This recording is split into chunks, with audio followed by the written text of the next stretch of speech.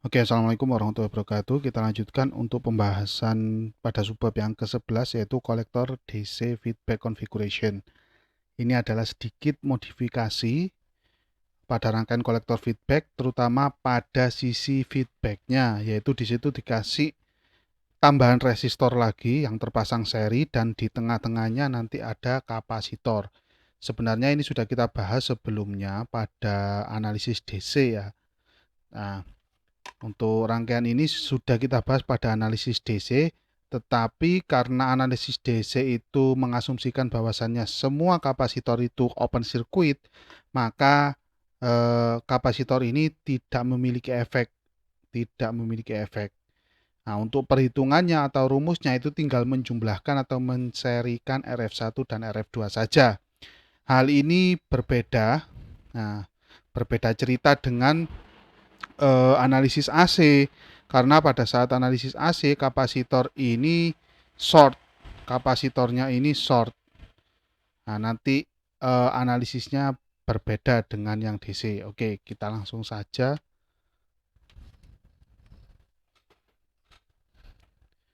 The network of figure 5.50 has a DC feedback resistor for increased stability. Jadi seperti yang dijelaskan sebelumnya, pada gambar 5.50 ini kita memiliki resistor feedback DC ya, yaitu di sini ada RF1 dan RF1 dan RF2. Tujuan utamanya adalah untuk meningkatkan stabilitas. Yet the capacitor C3 will shift portion of feedback resistance to the input and output section of network in the AC domain. Tetapi kapasitor C3 ini akan menggeser resistansi feedback atau RF ini, yaitu terutama RF1 digeser pada sisi input, nah di sini, dan RF2 ini digeser pada sisi outputnya di sini. Jadi C3 ini karena dia short kan ya, di sini short, nah, maka mengakibatkan RF1 dan RF2 akan terpisah. RF1 masuk input, RF2 masuk outputnya. Nah, kalau analisis DC kan tidak seperti itu, tinggal menjumlahkan saja antara RF1 dan RF2. Tetapi hal ini berbeda pada saat analisis AC. Analisis AC kita punya pertimbangan lain, karena C3-nya ini short, maka RF1 terpisah menjadi RF1-nya sisi input, RF2-nya sisi output. Okay, the portion of RF shifted to the input or output side will be determined by the desired AC input and output resistance level. Jadi besarnya nilai RF terutama untuk RF1 pada sisi input dan RF2 pada sisi output itu tergantung dari nilai resistansi input dan output yang Anda inginkan.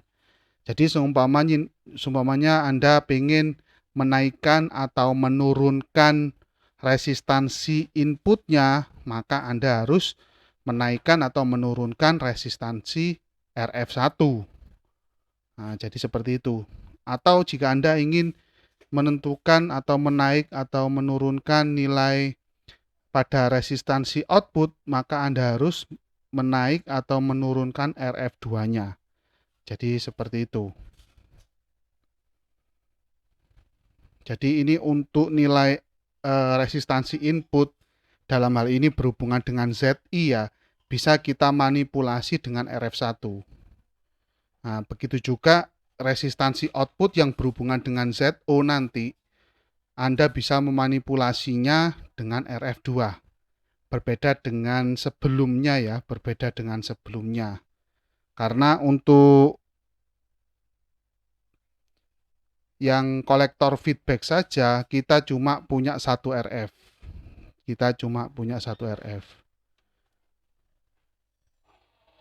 At the frequency of or frequencies of operation, the capacitor will assume as a short circuit equivalent to ground due to its low impedance level compared to the other elements of the network.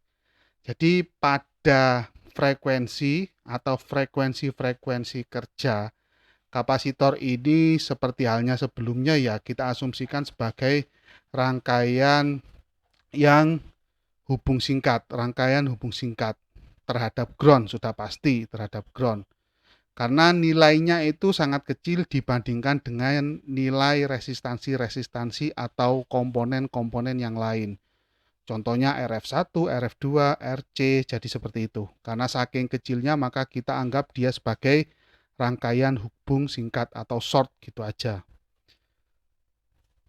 The small signal AC equivalent circuit will then appear as shown in figure 5.51. Jadi rangkaian ekuivalen RE-nya untuk kolektor DC feedback ini bisa kita lihat pada gambar 5.51, yaitu di sini ada ZI impedasi input, VI tegangan input, II arus input, ada RF1, ada beta RE sama seperti sebelumnya ya. Di sini ada sumber arus yang dependen yaitu beta kali IB, ada RO-nya, ada RF2. Nah, RF2 ini pada sisi output dan RC. Nah, antara RO, RF2 dan RC ini terparalel. Nah, untuk RF1 itu terparalel dengan beta RE. Jadi seperti itu, Anda perhatikan di sini RF1-nya pada sisi input, RF2-nya pada sisi output. Nah, itu. Ini sebenarnya rangkaian ini sebenarnya adalah modifikasi dari kolektor feedback saja. Modifikasi dari kolektor feedback. Kelebihan dari rangkaian ini kita bisa mengatur nilai resistansi atau impedansi input dan outputnya melalui RF1 untuk input dan melalui RF2 untuk output. Oke, kita lanjutkan. Untuk rumus-rumusnya kurang lebih seperti ini. Untuk ZI impedansi input, nah, gampang saja ya, impedansi input ZI ini tinggal memparalel antara RF1 dan beta RE seperti yang ada di sini. Untuk impedansi output, nah di sini ada tiga resistansi ya, yaitu RC, RF2 dan RO. Berarti impedansi outputnya ini tinggal memparalel saja tiga resistansi ini. RC, RF2 dan RO. Adapun nilai RF2 ini bisa kita otak-atik, bisa kita modifikasi untuk menentukan besar kecilnya ZO. Seperti itu. Selanjutnya untuk RO. Nah, untuk RO dia jika nilainya lebih besar atau sama dengan 10 kali RC, maka rumusnya bisa kita sederhanakan untuk ZO ini yaitu ekuivalen dengan RC paralel dengan RF2 saja. Ya, jika nilai RO-nya cukup besar, maka bisa kita gunakan rumus yang lebih sederhana yaitu RC paralel dengan RF2 saja tanpa melibatkan RO, nggak ada masalah. Dengan syarat ini ya, atau ini. Selanjutnya AV penguatan tegangan di sini ada sedikit penurunan rumus yaitu R aksen sama dengan RO paralel RF2 dan paralel RC. Tetapi di sini kurang panjang gambarnya ya. Seharusnya R aksen itu sampai RC sini. Seharusnya R aksennya ini sampai RC. Karena di sini melibatkan 3 R, yaitu RO, RF2 dan RC. Jadi R aksennya sama dengan RO paralel RF2 paralel RC. Dan di gambarnya ini kurang panjang cakupannya. Selanjutnya kita manfaatkan rumus V output sama seperti sebelum-sebelumnya. V output itu sama dengan minus beta kali IB. Minus beta kali IB di sini sumber arus dependennya kali R aksen. R aksen sudah ada di sini ya, seperti yang ada di atas. Nah, itu R aksen. Untuk untuk nilai minus ini sama seperti yang sudah kita bahas sebelum-sebelumnya ya. Kenapa kok bisa minus? Kita lihat arah arusnya akan ke bawah. Otomatis nanti kalau R-nya sudah diparalel dan menjadi R aksen, maka anggap saja karena ke bawah dia, maka polaritas positif dari R aksen itu positifnya di bawah seperti ini. Dan minusnya di atas. Ini R aksen. Anggap saja R aksen ada di sini. Nah, menjadi R aksen. Sedangkan V output polaritasnya yang positif di atas, yang negatif di bawah. Maka ini kan berlawanan sehingga muncul tanda minus di sini. Ada tanda minus, jangan lupa, jangan sampai salah. Oke, minus beta IB punyanya sumber arus dependen ini dan R aksen. Terus IB kita jabarkan, dia sama dengan V input per beta kali RE. Sama seperti sebelumnya, kalau kita lihat di sini juga, kita pengen mencari IB, I sama dengan V per R ya. Nah, dengan V-nya itu punyanya V input, karena ini terpasang langsung paralel kan. Nah, di sini sebesar V input, maka tegangan di sini juga sebesar V input, dan tegangan di sini juga sebesar V input. Jadi sama karena paralel langsung. Ya, V input, di sini V input, di sini V input juga, plus minus V input tegangannya. Maka IB sama dengan V input per beta kali RE. Beta kali RE ini nilai resistansi. Oke, selanjutnya kita substitusikan di sini, sehingga akan menjadi seperti yang ada di sini. IB-nya kita substitusikan menjadi V input per beta RE. Nah, fullnya V output sama dengan minus beta kali V input kali R aksen per beta kali RE. V inputnya saya keluarkan, maka dia akan menjadi penyebut, yaitu V output per V input. Nah, tidak lain dan tidak bukan, itu adalah rumus dari AV. Sehingga ketemu di sini betanya saling menghilangkan ya, betanya saling menghilangkan. Nah, R aksennya boleh kita tulis seperti ini lagi, kita kembalikan, yaitu minusnya tetap di sini, jangan lupa minus RO paralel RF2 paralel RC per RE kecil. Jadi seperti itu. Ini rumusnya untuk AV. Boleh juga kita sederhanakan dengan syarat ini, RO lebih besar atau sama dengan 10 kali RC, sehingga RO-nya tidak kita ikutkan atau kita coret RO-nya. Jika ini memenuhi, maka akan menjadi ekuivalen sama dengan minus RF2 paralel RC per RE. Ini saja rumusnya, boleh dengan syarat ini.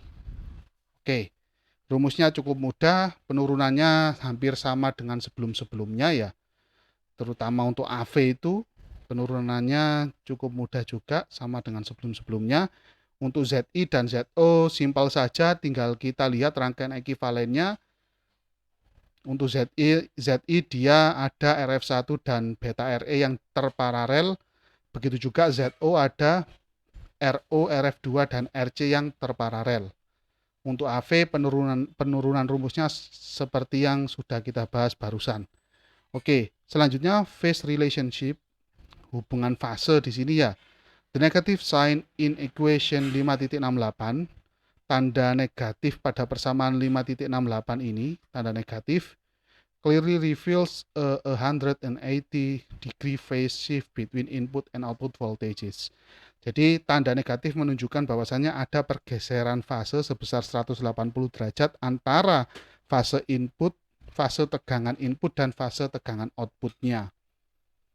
Oke, sudah kita bahas rumus-rumus dari kolektor DC feedback ini. Selanjutnya ada contoh soal, yaitu example 5.10, akan kita bahas pada video selanjutnya. Terima kasih.